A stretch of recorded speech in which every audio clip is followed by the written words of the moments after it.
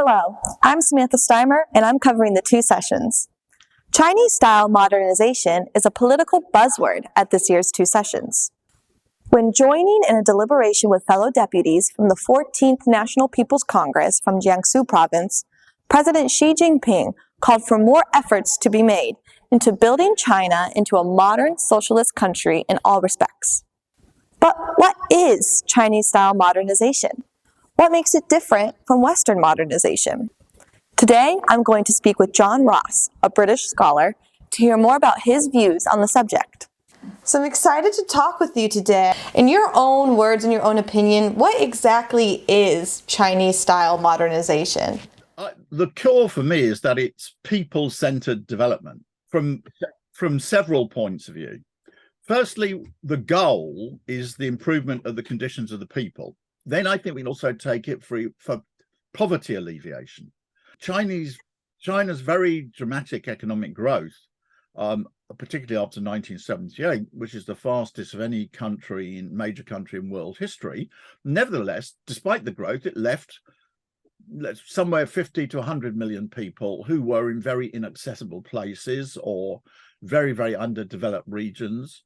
And let's say they weren't lifted out of poverty by simply economic growth, which lifted hundreds of millions of people out of poverty. But they weren't then left to be, okay, well, sorry, you've lost out on this because it's not profitable to get you out of poverty.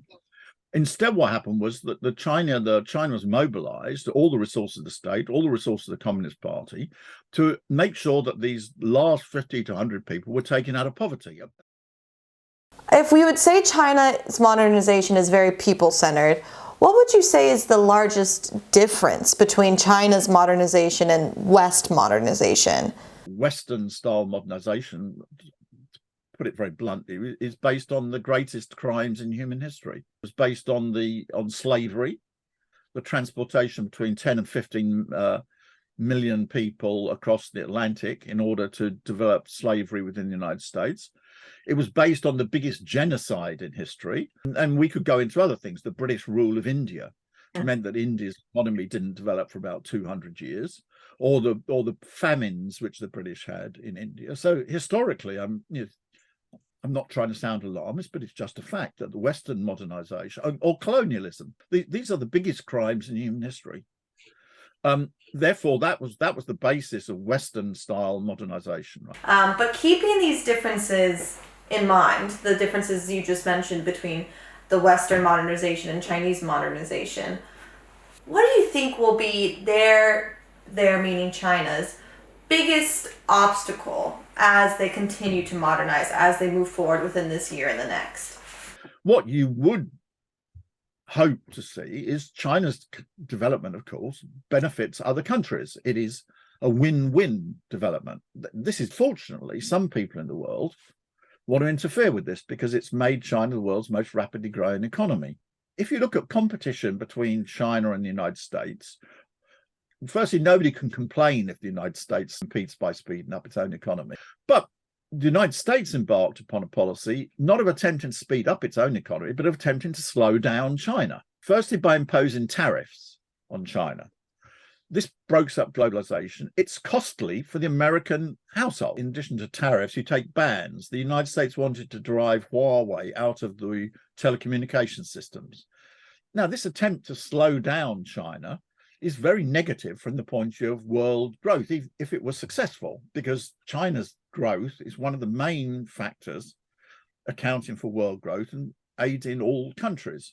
There are other more, we may say, sinister or damaging threats which can occur, which is that the United States is losing in peaceful economic competition, but the United States is still the world's biggest military power.